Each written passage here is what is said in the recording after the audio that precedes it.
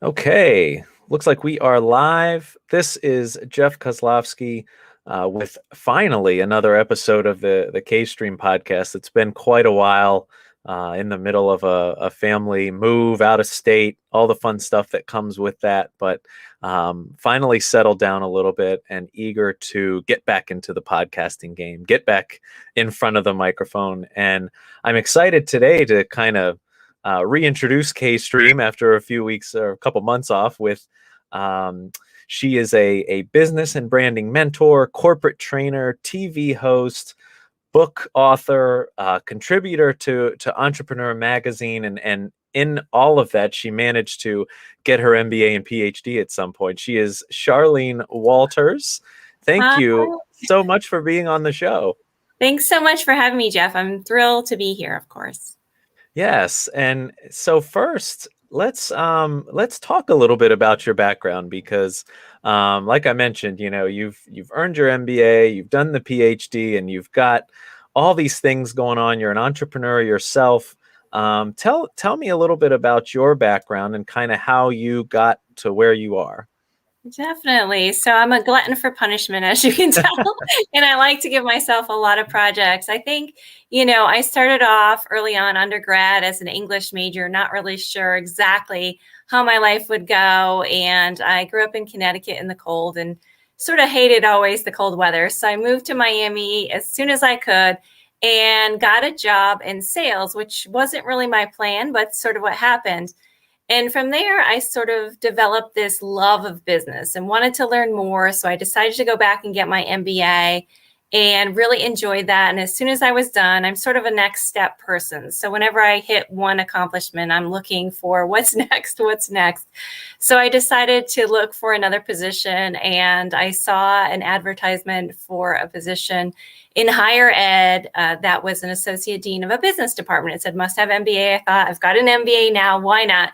So I sort of got into higher ed sideways. That also was not a goal, but I thought it would be interesting.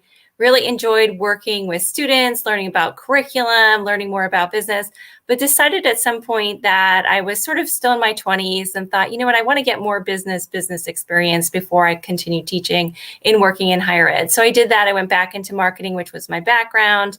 And somewhere along the way, I decided to go back and get a PhD in marketing to match my experience and was teaching. And I've sort of bounced back and forth between higher ed in business ever since. And I eventually went on to work in curriculum. That was my passion. I love creating courses. It sort of brought out the more creative side of me.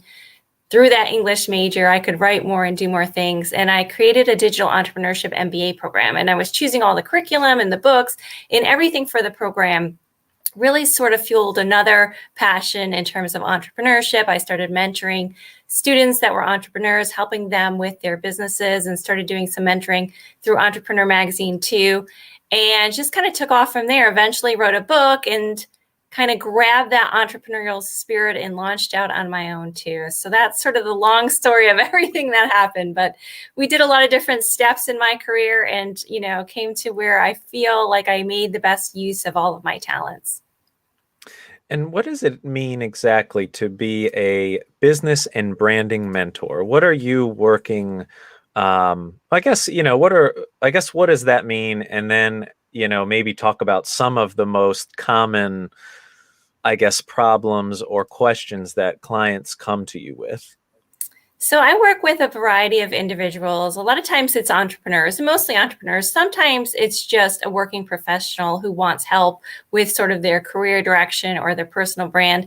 So I work with whatever people need in terms of sometimes, and many times I find the most common thing I'm working on is helping people get organized. A lot of times they have a lot of ideas. They know exactly what to do, but they sort of need someone behind them, pushing them to do it, if you know what I mean. Like, I think we all need that. That's someone we can bounce off ideas off of. It's not that they don't know what they're doing. They don't know how to do it. It's that they need someone to kind of push them along and nudge them. And I see a lot of times, particularly with entrepreneurs, they're so innovative, so creative. They have so many ideas. It's almost like they don't know where to start sometimes. So I'm helping them sort of organize into goals and then the steps that it will take to make those a reality. Other times I'm working with entrepreneurs and corporations, and a lot of times they just want someone to bounce their marketing ideas off of, or bounce their personal branding ideas off of. So someone to talk through things with. I like to call it a therapist sort of for your business.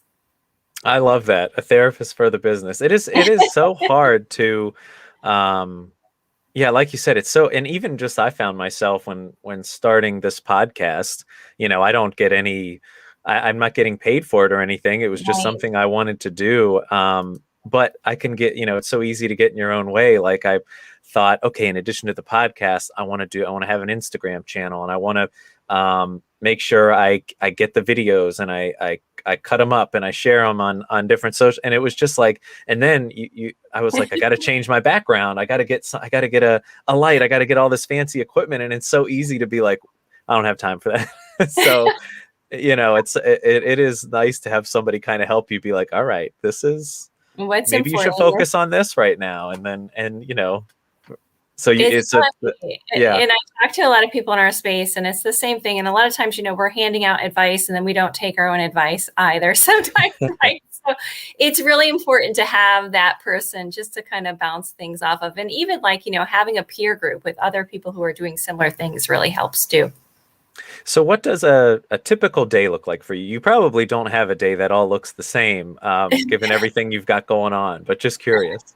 Yeah, so I'm doing a lot of different things. I'm doing writing, I'm doing events. Sometimes I'm doing an interview like this. Sometimes I'm interviewing other people.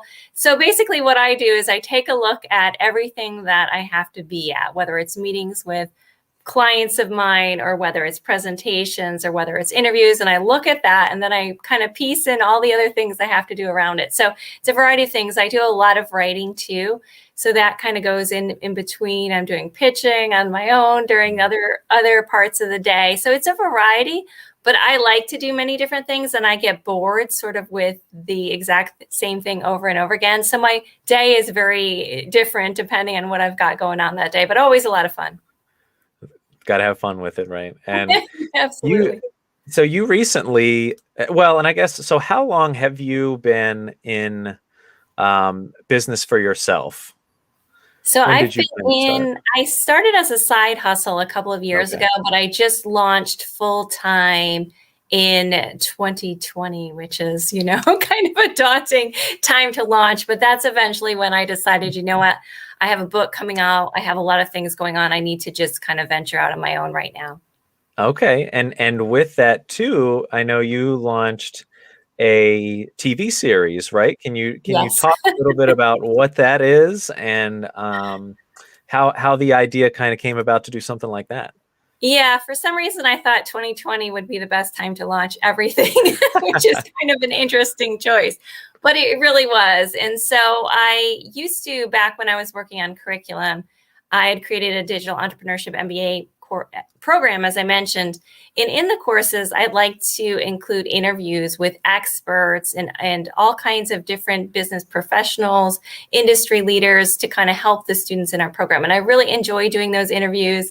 And I started thinking about it. I wanted to do something to replicate that in my business life. So I decided to create a business show that would, again, feature experts. I have authors. I have all kinds of interesting and cool people on the show, so that other entrepreneurs and intrapreneurs out there could really learn from them. And I saw that, there were other people I knew who were doing similar shows, and I pitched the idea for, it's called Launch, with Charlene Walters, and, came up with a list of possible guests, and then sort of just started moving forward with it. And it's been so much fun for me. And I'm sure for you too, Jeff, I'm sure you know this, but you get to meet so many great people when you're interviewing them. And you also pick up a lot of tips from them as well. Yes, the networking that has come from starting a podcast has been just tremendous.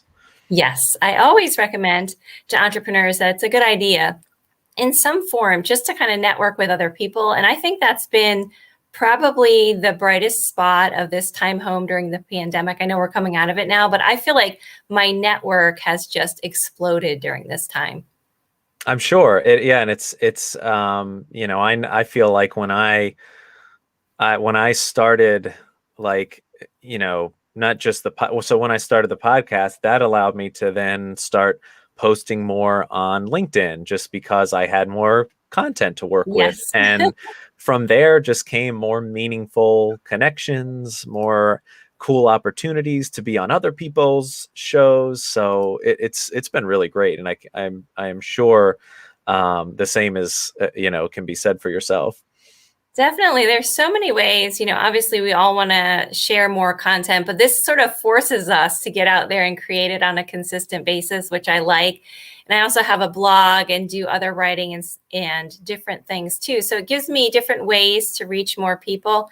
And I'm sure the same for you, like just the networking and the opportunity to sort of interact with other experts. It makes us grow our expertise in the process as well.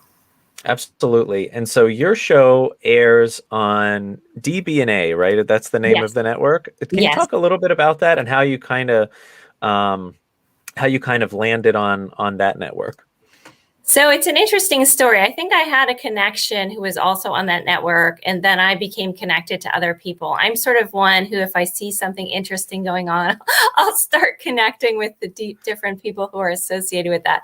So I saw that there was some different shows being added. I read something, and then I thought, you know what, I want to have that show too. So I came up with a pitch and just pitched the idea for the show and what it would be about and who might be on it and who might be guests. And just kind of went forward with that. Then I recorded my first episode, kind of fingers crossed, hoping it would all go through. And it did. And I just sort of went on from there. So I think what I've been really good at, I would say professionally, is just kind of looking for opportunities and then trying to say, hey, and put myself sort of in the middle of it and try to get involved with different things. I think as entrepreneurs, as business professionals, we do have to always look out. It's not like someone's going to come up to us and say, hey, Charlene, you want to do a new show? You want to do this article? You want to do whatever? You sort of have to put yourself out there. Yeah. And with this network you're on, that is also streaming. People can get that on, like, if they have a Roku device, Amazon, Apple TV. So, Yes. to other folks that are like, maybe even like myself, who have a podcast, why, why is it important to maybe think about, being in a position like that or associated with a network like that? I think the more places you can get yourself, obviously, the better. I also put my show on my own Instagram channel and on YouTube as well, and as many places as I can, because I think people are looking everywhere. So the more places you can be, and streaming has become so popular now that it's just a great idea. And now the shows are available on demand, which I think is even better because people can get on there and look at them whenever it's convenient for them. So it's a great place, a way to grow and expand your audience. And again, the more people and the more places you can connect, the better. And why not ride, the trends that are going on in the industry as well? Yeah. So, and aside from, I know you mentioned the networking piece, how has the show and live streaming in general helped your business? So I think a lot of more people find out about me. They find out about the show. I have people pitching at me to be on the show, which has been great. And people are able to see the content more, as you mentioned. So they're sort of able, obviously, when you see someone on video versus reading an article they've written, you get an idea of their personality, what they're like, and if you'd like to do business with them, or if they'd be a good representation for your business as well. So I think in that way, it's really driven a lot more people and a lot more connections and opportunities to my business. And and I was thinking about this too, because I think I've talked to someone else. I know Christoph Trapp, who Yes. he also has a show on the DBNA network, and I know I was talking to him, and I kind of thought that this would kind of be I thought about if I had a kind of like a regular show like that, with this podcast that I just kind of do casually not on a set schedule. I find it's actually one of the hardest parts about it is just kind of like lining up guests and making sure you're reaching out and doing all that outreach and getting the schedules down, and kind of like that's working around other people's schedules. That's one of the hardest parts. And now, I think your show, it airs Monday through Friday at a specific time, right? It's Monday through Friday at 9 a.m. and the episodes kind of rotate around, so different ones. Gotcha. And again, it's on demand. So Yeah, it's interesting, trying to book the guests and stuff. I feel like I guess it's been a really good thing. I've had a lot of guests and they keep kind of rolling in. So I feel like it hasn't been as much pressure. The Okay. only pressure I put is on myself, because if I have too many recorded and they're not up yet, then I start feeling, okay, I need to back off on recording for a little bit, So it's doing that. But I think, it's been a great opportunity. And how I know Christoph. So Christoph is a perfect example of networking on social media and through these shows and everything. He reached out to me, I think, on LinkedIn, and I was on his show a couple times. Then I had him on my show, and then he got on the network. So it's like all of these different, pieces, and your network just keeps growing and growing. And Christoph is great, and he does a lot of things out there too. So it's been just an enormous opportunity and a lot of fun too. It is. I've I can kind of. Is there something, so were you, before you got into doing this show, like, were you doing much in the way of video or streaming or anything like that? So I had been doing a lot in my corporate position. I had been creating a Uh-huh. lot of videos and kind of directing them. And then I was doing, videos for my book and different things. So I've had a pretty big background in video and video editing and sort of producing to some, if I wouldn't call myself a producer exactly, but that's what I was doing. I was sort of directing and saying, here's what I want in this. So I've done it for a long time. So this sort of came naturally as a next step for me. And even when I started thinking about what do I want to do next and how do I want to put content out there, it was on my bucket list to do something like this. I just hadn't done it. And when the opportunity came up, I'm like, yes, that's exactly what I want to do. So I sort of made it happen. But I think it's the kind of thing, the more you do it, the better you get at it, the more comfortable you are, the more you are used to interacting with your editor and kind of making things. If you're producing kind of more, edited videos, the better you get at it over time. Absolutely. And I've found myself, the more I do these podcasts, the more of like an equipment and tech nerd I've become. Like I find reasons to buy things on Amazon that I likely don't need, like another Yeah. mic stand or another colorful light that I can add to my background. Have you found, like, are you do you use any kind of special equipment, or do you keep your setup simple? So I have all kinds of stuff. I mean, I have my office is sort of like got lights, studio lights everywhere, microphone. It's just got all kinds of stuff. It's actually funny to walk in. And a lot of times there's one spot that I do my show in, and it faces this sort of French door. And so I have teenage girls. They are paranoid to walk by that door at any point because they're afraid that they're going to end up on a video somewhere or out. You're gonna flip the camera So around they on them. kind of like really just scooch by and like, oh God, she's talking. Is she done? Is she doing a show? Like, they're just it's kind of funny actually. But yes, tons of equipment. I love it. And I still always think like, maybe it's not the best. Like maybe I need to have someone come in here. Of course, with COVID, we're at our houses, right? Maybe have someone come in and tweak things a little bit, but it's all good fun. Yeah, it's hard when you have the background, especially to take the hands-off approach, right? Like, it's hard. It's if you've got the background and you've done editing and you know how to shoot, it is easy to just be like, well, I know how to do it myself. Why bring in somebody else? But it's a lot of work. It is. I mean, I guess I was lazier. I would go to like a production company, or not, I'm lazier now, I guess, or no, I take that back. I was lazier then because they would do everything for me. So I got kind of spoiled. And even there were some points I was doing courses where I had a makeup and hair person, come in and that was set up for me. And so, you can't beat that. Obviously, I don't have that right now when I'm doing my show, but I would like it. I bet. So I want to talk for a little bit too. You mentioned the book, and it's titled "Launch Your Inner Entrepreneur," right? And when did that come out? So that came out in February, and I have had this lifelong goal of writing a book and becoming a published author.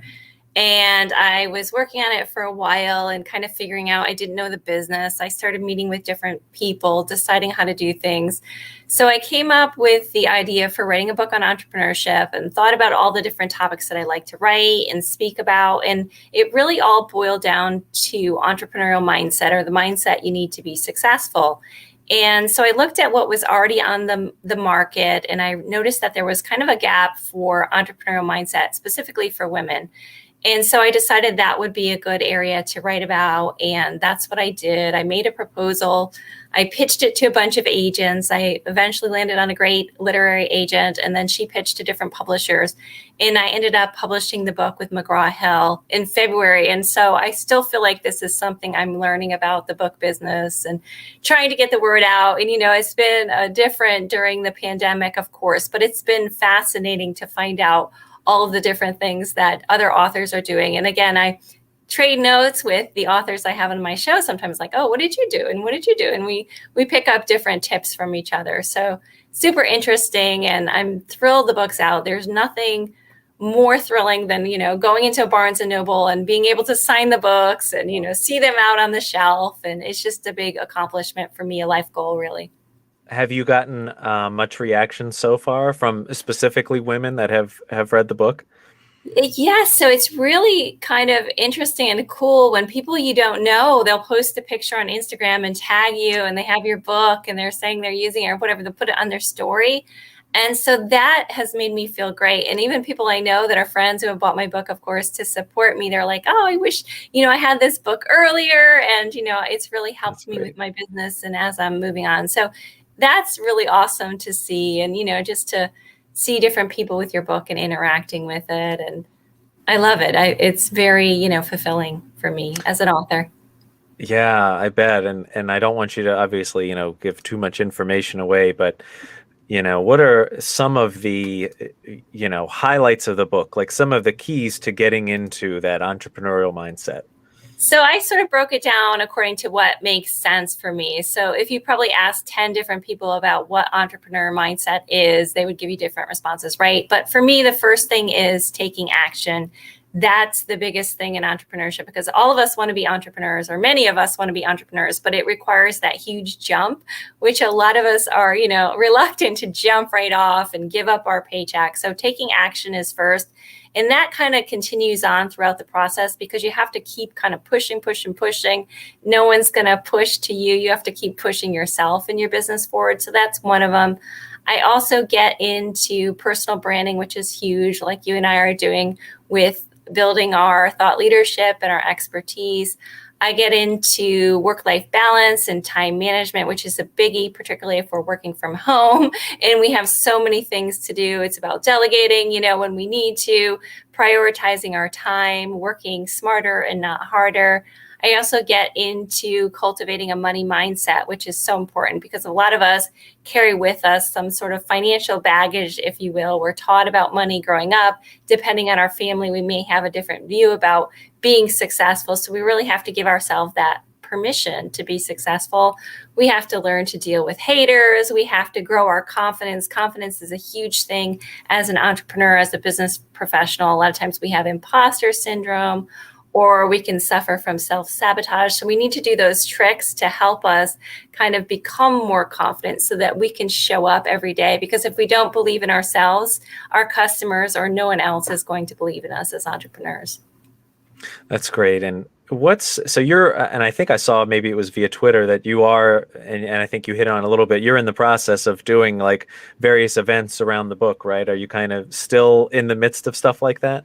I still am. It seems like it's never ending sometimes. So I'm still doing, podcasts. I'm still speaking at different places about the book, speaking at women's groups too, and just doing a variety of things to get the word out. I'm still going to a lot of Barnes and Nobles. I love Barnes and Nobles, for the record. It's just great. I love to interact with the people there, and I've done some in-person signings, and things are starting to open up more. So I'm sure I will be doing more of the traditional things now that we are emerging from the pandemic too. Well, congratulations to you on all the success around that. That's amazing. Anything you can give us as far as what's next? So I am hoping, the best thing that's coming next, I don't even know about, but I'm starting to link up with a few different universities to hopefully get my book and content in a few universities and courses, which I think will be great. I'm continuing to work on the show, which is brand new. I'm got another book, which is a memoir that I've written. So hopefully that will come out eventually, although I have got to keep going with this one for a while before I work on another book. But just continuing to, grow my business and find new and innovative ways to connect with people. And I'm, like I said, I'm always on the lookout for new opportunities. So whatever is next for me, I'm looking forward to it. All right. Well, Charlene, thank you so much again for being on the show. It was an absolute pleasure talking to you. Where can people learn more about you? Where can they check out the book and all the good stuff? Thanks so much for having me, Jeff. And yes, they can find out more at charlenewalters.com. You can find me on social media everywhere. I'm either Charlene Walters, PhD, or C. Walters, PhD. There are a lot of Charlene Walters in the world, and that helps me stand out from the rest of them. And if you're interested at all in my book and learning more about entrepreneurial mindset, you can find out more at launchyourинnerentrepreneur.com, or I'm available on Amazon, Barnes & Noble, Porchlight, Walmart, any place books are sold. All right. And I'll make sure to put all of that in the show notes. Again, thank you, Charlene. It was a pleasure meeting you and talking to you.